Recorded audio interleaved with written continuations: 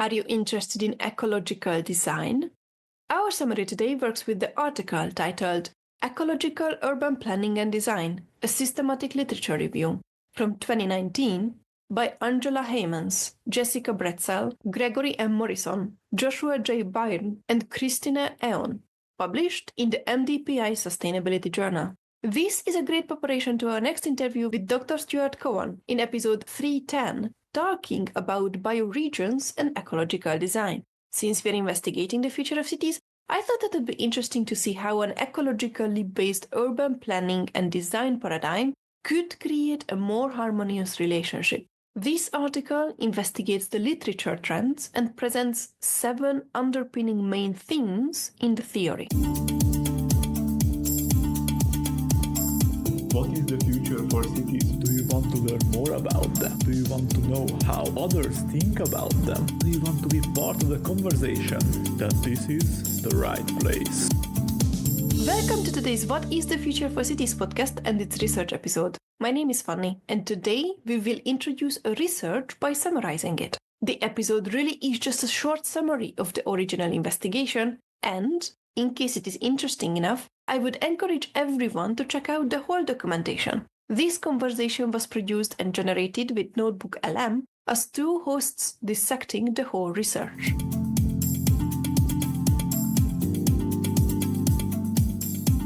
Today, we're going to be looking at what's called urban consonance. Interesting. And I think it's a really fascinating topic. It's all about how we can design cities that work better with nature instead of against it. And just to give you a sense of why this is such a big deal, back in 2015, get this, over half of the world's population was already living in urban areas. Really? And that number is only going up. Yeah, it is. So this is something that affects pretty much all of us in some way. That's true. Now, one of the things that really struck me from the paper is this idea that cities are both huge contributors to climate change, but also incredibly vulnerable to its effects. Absolutely. Kind of like a paradox. It is a paradox. Cities consume so many resources and generate so much pollution. And yet, on the front lines of experiencing things like rising sea levels, extreme heat. Yeah, and the way we've been designing cities, prioritizing all this concrete and steel over green spaces, well, the paper argues that this is just not sustainable in the long run. I mean, the traditional model of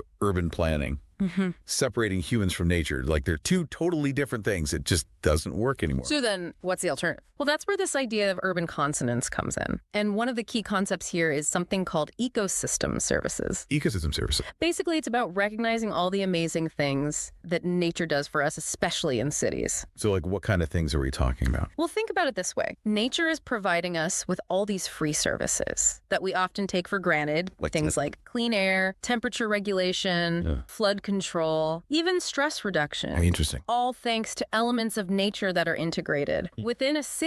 So it's like our cities have these. Yeah. Built-in natural life support system. And the paper is really pushing for a shift in perspective away from seeing green spaces as just like add-ons or afterthoughts to a city. There's this concept they talk about called landscape as structure. Landscape as structure. And it's pretty thought-provoking. Tell me more about that. Well, imagine, instead of designing a city and then squeezing in a few parks, what if we flipped the script and made the landscape itself the foundation of the city? So we're talking about the parks, the waterways, the green corridors, all of that becomes the starting point for how the city is built. Exactly. It's not just about adding nature to the city. Right. It's about weaving nature into the very fabric of the city. That's a really cool way to think about it. And this leads us to another key concept, green infrastructure. Green infrastructure. So we're talking about things like green roofs, permeable pavements, rain gardens. Yeah.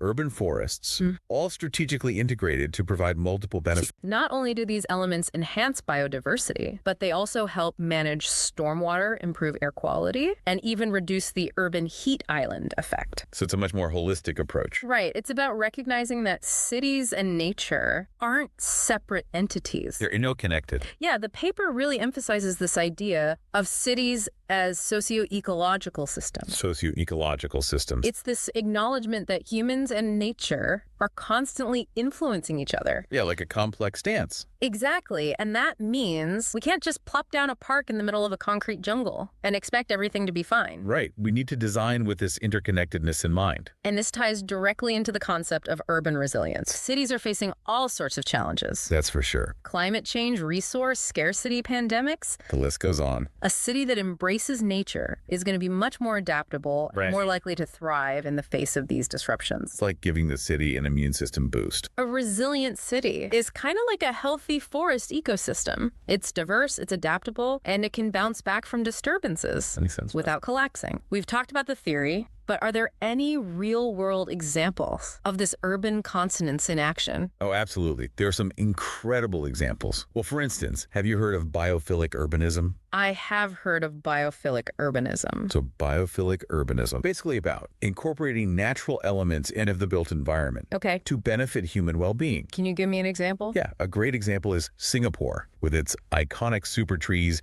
and green building initiatives. Oh, yeah. I've seen pictures of those super trees. They're amazing. They're pretty impressive. And what about permaculture? I've heard that term before, but I'm not quite sure what it means. So permaculture is all about designing sustainable human settlements by taking inspiration from natural ecosystems. It's like, imagine a city where food is grown locally in community gardens and rooftops, and waste is recycled and reused to create closed-loop systems. So we're talking about learning from nature to create more sustainable cities. Exactly. And then there's regenerative design, which takes it a step further by actually trying to restore and regenerate natural systems within the urban fabric. A great example of this is the Lower Don River Revitalization Project. In Toronto, Canada, Oh, wow. they're using design to heal a damaged ecosystem while also creating vibrant public spaces. I love that idea. It's like we're not just building cities, we're actually helping to heal the planet in the process. That's the goal. You know, it's important to remember that even small-scale actions can contribute to urban consonance. Absolutely. Like planting native species in your garden, supporting local farmers markets,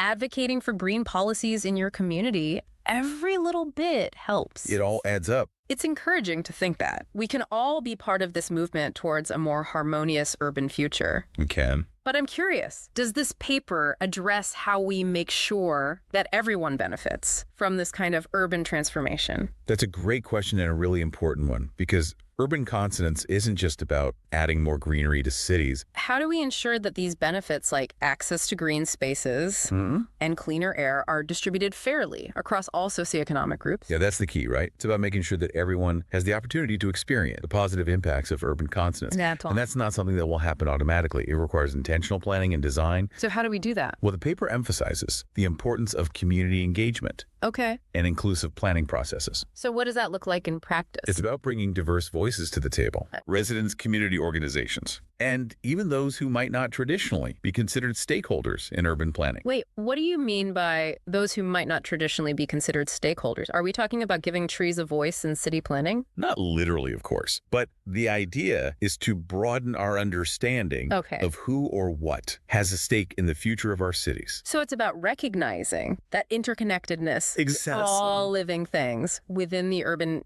ecosystem. It's about understanding that our actions have ripple effects. Okay. And that those effects can be felt by both human and non-human communities. I see what you mean. For example, how might a proposed development impact local wildlife corridors Yeah. or the health of a nearby river? These are questions that we need to be asking. How do we actually bring these non-human stakeholders into the planning process? There's some interesting approaches emerging. Like what? One idea is to use citizen science initiatives. Citizen science. Yeah, to gather data on urban biodiversity. And ecosystem health. Imagine residents of a neighborhood coming together to monitor bird populations, or map green spaces, or assess the water quality of a local stream. That's cool. I love that idea. It's a great way to empower people to become active participants in shaping their city. And brings valuable local knowledge into the planning process. And then that data can be used to inform more sustainable and equitable urban design choices. It's about bridging the gap between scientific expertise and community perspectives. Oh, look at that. The paper also highlights the importance of understanding the history and cultural context of a place. Because every city is different, right? Every city has its own unique, Yeah. ecological and social tapestry. And ignoring that can lead to unsustainable and culturally insensitive design choices. So we can't just copy and paste solutions from one city to another. Exactly. What works in, say, Copenhagen might not work in Cairo. Right. We need to approach urban consonance with cultural sensitivity and a deep understanding of the local ecology and social dynamic. It's about finding solutions that are tailored to the specific needs and context of each place. Okay. So we've talked about community engagement and cultural sensitivity, but what about technology? It seems like technology could play a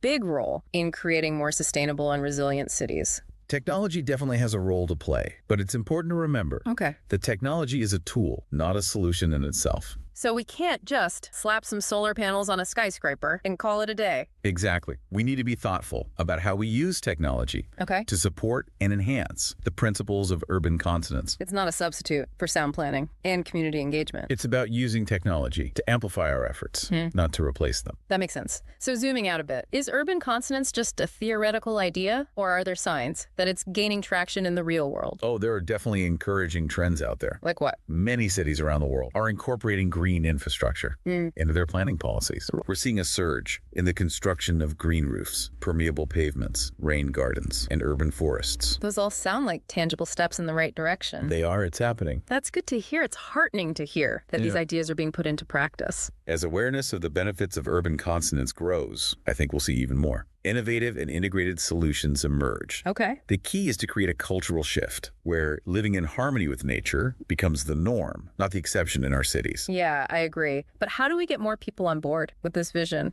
That's the big question. How do we create that cultural shift? I think education plays a huge role. Education. We need to integrate these concepts into our school curricula, design engaging public outreach programs, and create opportunities for people to experience the benefits of nature firsthand. I'm a big believer in the power of hands-on learning. Imagine if we had more community gardens, urban farms, outdoor classrooms, where people could connect with nature in their own neighborhoods. The more people connect with nature, the more likely they are to understand its value and advocate for its protection. It's about fostering a sense of stewardship and belonging within the urban ecosystem. But I'm sure some listeners are thinking, okay, this all sounds great in theory, but who's going to pay for it? That's a valid question. How do we address the economic reality of implementing these ideas? Well, the paper actually argues that investing in urban consonance makes economic sense in the long run. Really? Yeah. How so? Think about all the costs associated with our current unsustainable approach to urban development. Air and water pollution, heat island effects, flooding, not to mention the healthcare costs associated with living in unhealthy environments. Those costs definitely add up. They do. And investing in green infrastructure and other consonance-based solutions can help mitigate those problems. So we're talking about saving money and resources in the long term. It's not just about doing the right thing for the planet. It's also about making smart investments that benefit our communities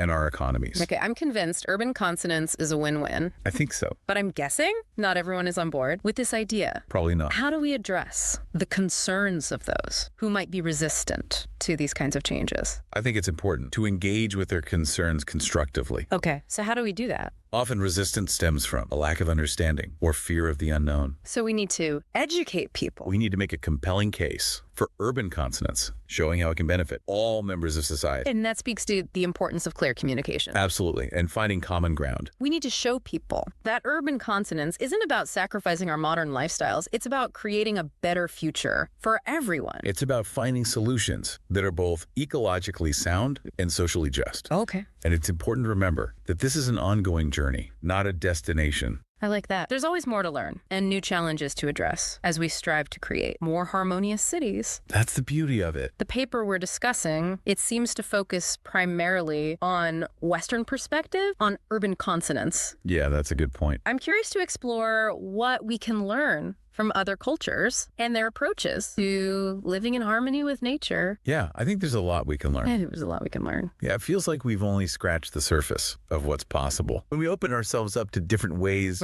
of thinking about cities and nature. Exactly. And the Western model of urban development, while it has its strengths, often overlooks the deep wisdom embedded in other cultures and traditions. There are so many examples of cultures that have been living in harmony with nature for centuries. Think about the concept of Ubuntu in African philosophy, which emphasizes interconnectedness and community. That's a powerful concept. It's a reminder that our well-being is inextricably linked to the well-being of others, including the natural world to those voices. Imagine incorporating those principles into our urban design and planning processes. That would be a game changer. It's mind-blowing to think about the possibilities. When we start to tap into these diverse perspectives, we could create cities that are not only sustainable, but also deeply rooted in the cultural heritage of their inhabitants. Cities that reflect the unique ecological and cultural tapestry of their place. Cities that are both functional and beautiful. Cities that nourish both our bodies and our souls. I love that. It's a beautiful vision. And one that I think we desperately need right now. We do. But as we wrap up this deep dive, I'm left with a sense of both hope and urgency. I understand. The challenges we face are immense, but so are the opportunities. We have the knowledge, the tools, and increasingly the collective will to create a more harmonious future for ourselves and the planet. We can do this. So if there's one thing our listeners take away from this deep dive, what would it be? I think it's this. Open your eyes to the possibilities of urban consonance. Look for examples in your own city. Challenge the status quo. And think about how you can contribute to creating a more harmonious urban environment. Whether it's planting a tree, supporting local initiatives, advocating for greener policies, or simply spreading awareness, every action, no matter how small, can make a difference. That's right. We're all interconnected. And the choices we make today will shape the cities of tomorrow. What is the Future for Cities podcast?